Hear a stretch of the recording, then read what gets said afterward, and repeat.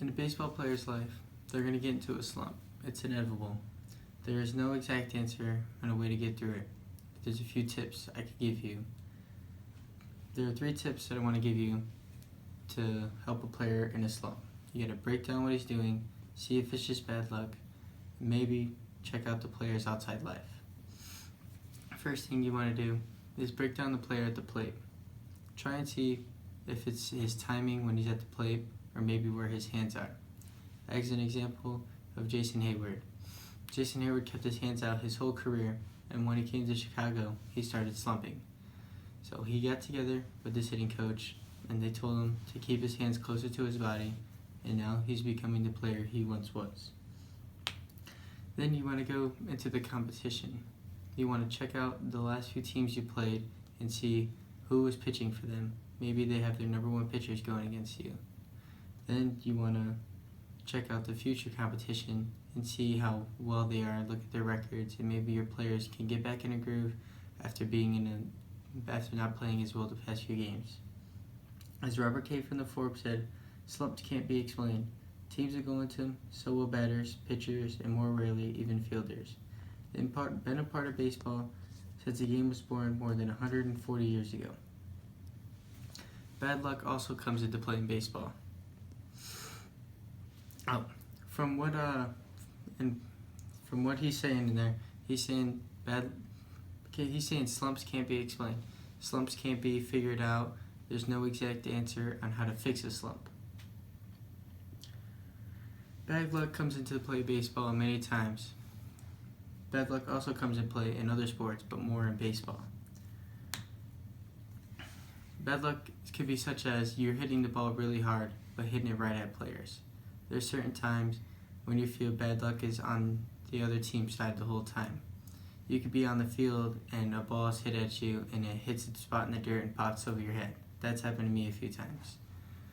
Maybe bad luck can come into play maybe with the umpire. The umpire calls a ball outside that you can't even hit and he calls it a strike. There's no way you can fix that. Mental part of that baseball is comes in all the time when you're on the field, when you're pitching, and when you're hitting. Yogi Berra said, baseball is 90% mental, the other half is physical. Slumps could also affect a player mentally.